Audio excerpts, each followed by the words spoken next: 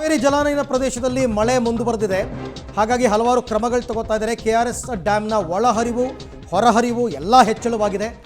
ಹಾಗಾಗಿ ಕಾವೇರಿ ನದಿ ಪಾತ್ರದಲ್ಲಿ ಪ್ರವಾಹದ ಭೀತಿ. ಪ್ರಮುಖವಾಗಿ ರಂಗನತಿಟ್ಟು ಪಕ್ಷಿಧಾಮದಲ್ಲಿ ಬೋಟಿಂಗ್ ವ್ಯವಸ್ಥೆ ಇರುತ್ತಲ್ಲ, ಅದನ್ನು ಈಗ ರದ್ದು ಮಾಡಿದ್ದಾರೆ. ಆ ಮಧ್ಯದಲ್ಲಿ ನಡುಗಡ್ಡೆ ಇದೆಯಲ್ಲ, ಐಲ್ಯಾಂಡ್, ಅಲ್ಲಿ ಪಾಪ ವಿದೇಶದಿಂದ ಬಂದ ಪಕ್ಷಿಗಳೆಲ್ಲ ಗೂಡು ಕಟ್ಟಿ ಮರಿ ಮಾಡುವಂತಹ ಸಮಯ.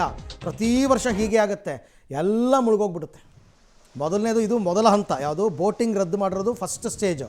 ಎರಡನೇ ಸ್ಟೇಜು ಆ ಮಧ್ಯದಲ್ಲಿ ನೀವು ಲೆಫ್ಟ್ ವಿಂಡೋದಲ್ಲಿ ನೋಡ್ತಿದ್ದೀರಲ್ಲ, ಅದೇ ಐಲ್ಯಾಂಡ್. ಯುರೋಪ್ ದೇಶದಿಂದೆಲ್ಲ ಪಕ್ಷಿಗಳು ಸಂತಾನೋತ್ಪತ್ತಿಗೆ ಇಲ್ಲಿಗೆ ಬರ್ತವೆ. ಬಂದು ಮೊಟ್ಟೆ ಇಟ್ಟು ಮರಿ ಮಾಡಿಕೊಂಡು ದೊಡ್ಡದಾದ ಮೇಲೆ ಕರ್ಕೊಂಡು ಹೋಗ್ತವೆ. ಅಂಥದ್ದು ಮುಳುಗೋಗ್ಬಿಡುತ್ತೆ. KRSನಲ್ಲಿ 50,000 ಕ್ಯೂಸೆಕ್ ನೀರು ಬಿಟ್ಟರೆ ಬೋಟಿಂಗ್ ರದ್ದು ಮಾಡ್ತಾರೆ. 75,000 ಬಿಟ್ಟರೆ ಎಲ್ಲ ಮುಳುಗುತ್ತೆ.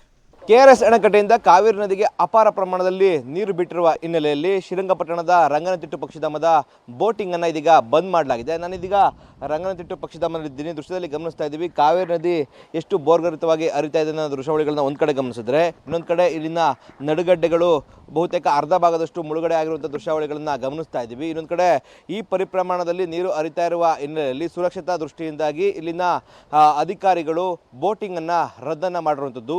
ಪ್ರತಿ ಬಾರಿಯೂ ಕೂಡ ಒಂದು 10,000ಕ್ಕೂ ಅಧಿಕ ಕ್ಯೂಸೆಕ್ ನೀರನ್ನು ಹರಿಬಿಟ್ಟಂಥ ಸಂದರ್ಭದಲ್ಲಿ ಇಲ್ಲಿ ಬೋಟಿಂಗನ್ನು ರದ್ದು ಮಾಡ್ತಾರೆ. ಆದರೆ ಈ ಬಾರಿ ಅತ್ಯಧಿಕ ಪ್ರಮಾಣದಲ್ಲಿ, ಅಂದರೆ 10,000ಕ್ಕಲ್ಲ 30,000ಕ್ಕೂ ಅಧಿಕ ಪ್ರಮಾಣದಲ್ಲಿ ನೀರನ್ನು ಬಿಟ್ಟಿರುವಂಥ ಹಿನ್ನೆಲೆಯಲ್ಲಿ ಸಂಪೂರ್ಣವಾಗಿ ಬೋಟಿಂಗನ್ನು ರದ್ದು ಮಾಡಿರುವಂಥ ದೃಶ್ಯಾವಳಿಗಳನ್ನು ಗಮನಿಸ್ತಾ ಇದ್ದೀವಿ. ಈ ನಿಟ್ಟಿನಲ್ಲಿ ಪ್ರತಿನಿತ್ಯವೂ ಕೂಡ ಇಲ್ಲಿಗೆ ಸಾವಿರಾರು ಸಂಖ್ಯೆಯಲ್ಲಿ ನಮ್ಮ ರಾಜ್ಯದಲ್ಲಿ ಕೂಡ ಹೊರ ರಾಜ್ಯದಿಂದ ಕೂಡ ಸಾಕಷ್ಟು ರೀತಿಯಲ್ಲಿ ಪ್ರವಾಸಿಗರು ಬರ್ತಾರೆ. ಆದರೆ ಇದೀಗ ಬೋಟಿಂಗ್ ಇಲ್ಲದಂಥ ಕಾರಣವಾಗಿ ನಿರಾಸೆಯಿಂದ ಹೋಗ್ತಾ ಇದ್ದಾರೆ.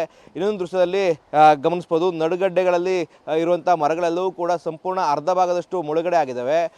ಇನ್ನೊಂದಷ್ಟು ಪ್ರಮಾಣದಲ್ಲಿ ಅಧಿಕ ಪ್ರಮಾಣದಲ್ಲಿ ನೀರನ್ನು ಬಿಟ್ಟಂಥ ಸಂದರ್ಭದಲ್ಲಿ ನಡುಗಡ್ಡೆಯಲ್ಲಿರುವಂಥ ಮರಗಳು ಮುಳುಗಡೆ ಆಗುವಂಥ ಸಾಧ್ಯತೆಗಳು ಕೂಡ ದಟ್ಟವಾಗಿ ಕಾಣ್ತಾ ಇರುವಂಥದ್ದು. ಈ ನಿಟ್ಟಿನಲ್ಲಿ ಇಲ್ಲಿರುವಂಥ ಪಕ್ಷಿ ಸಂಕುಲವು ಕೂಡ ಒಂದು ರೀತಿಯಾಗಿ ಆತಂಕದಲ್ಲಿ ಇರುವಂಥದ್ದು. ಯಾಕಂದರೆ ಅವರ ಪಕ್ಷಿಗಳು ಕಟ್ಟಿರುವಂಥ ಗೂಡುಗಳಾಗ್ಬೋದು, ಮತ್ತು ಮೊಟ್ಟೆಗಳು ಮತ್ತು ಮರಿಗಳು ನಾಶ ಆಗುವಂಥ ಸಾಧ್ಯತೆ ಕೂಡ ಇರುವಂಥದ್ದು. ಆ ನಿಟ್ಟಿನಲ್ಲಿ ಕೂಡ ಪಕ್ಷಿಗಳು ಕೂಡ ಒಂದು ರೀತಿಯಾಗಿ ಆತಂಕದಲ್ಲಿದ್ದಾವೆ.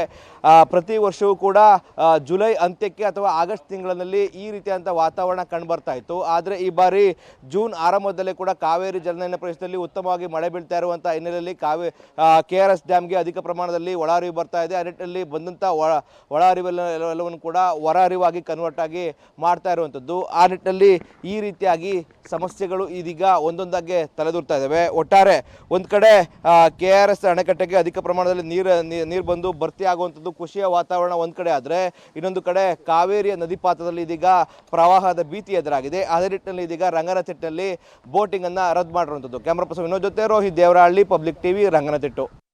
ಅಂದರೆ ಕಾವೇರಿ ಜಲಾನಯನ ಪ್ರದೇಶದಲ್ಲಿ 4 ಪ್ರಮುಖ ಜಲಾಶಯಗಳು ಬರ್ತವೆ: ಕಬಿನಿ, ಹಾರಂಗಿ, KRS ಮತ್ತು ಹೇಮಾವತಿ. ಎಲ್ಲವೂ ಕೂಡ ಹೆಚ್ಚು ಕಡಿಮೆ ತುಂಬಿದೆ ಈ ಸರ್ತಿ. ಅಲ್ಲಿಗೆ ದಕ್ಷಿಣ ಕನ್ನಡ ಭಾಗದ ಹಳೆ ಮೈಸೂರು ಭಾಗದಲ್ಲಿ ಮುಂದಿನ ಒಂದು ವರ್ಷ ರೈತರಾಗಬಹುದು ಅಥವಾ ಜನರಾಗಬಹುದು, ಕುಡಿಯೋ ನೀರಿಗಾಗಬಹುದು, ಯಾವುದೇ ಸಮಸ್ಯೆ ಇರಲ್ಲ ಈ ಸರ್ತಿ. ತಮಿಳುನಾಡಿನ ಜೊತೆಗೆ ಸಂಘರ್ಷ ಇರಲ್ಲ. ಮೊದಲನೇದಾಗಿ ಅದು, ಯಾಕೆಂದ್ರೆ ಈಗಾಗಲೇ ಅವ್ರಿಗೆ ಹೋಗ್ಬೇಕಾದ ನೀರೆಲ್ಲ ಹೋಗ್ತಾ ಇದೆ. ಅದಕ್ಕೆ ಅವ್ರು ಸೈಲೆಂಟ್ ಆಗಿದ್ದಾರೆ, ಏನು ಮಾತಾಡಿಲ್ಲ. ಸೊ ಸುಭಿಕ್ಷವಾಗಿರುತ್ತೆ. ಕರೆಕ್ಟ್ ಅದು ಈ ಮುಂದಿನ ಒಂದು ವರ್ಷ. ಯಾಕೆಂದರೆ ಜಲಕ್ಷಾಮ ಅಂತಕ್ಕಂಥದ್ದನ್ನ ನಾವು ನೋಡಿದ್ದೀವಿ ಕಣ್ಣಾರೆ ಹೆಂಗಿರುತ್ತೆ ಅಂತ. ಈ ಸರ್ತಿ ಆ ಥರ ಇಲ್ಲ. ಕಳೆದ ವರ್ಷನೂ ಚೆನ್ನಾಗಾಯಿತು, ಈ ಸರ್ತಿನೂ ಚೆನ್ನಾಗಾಯಿತು.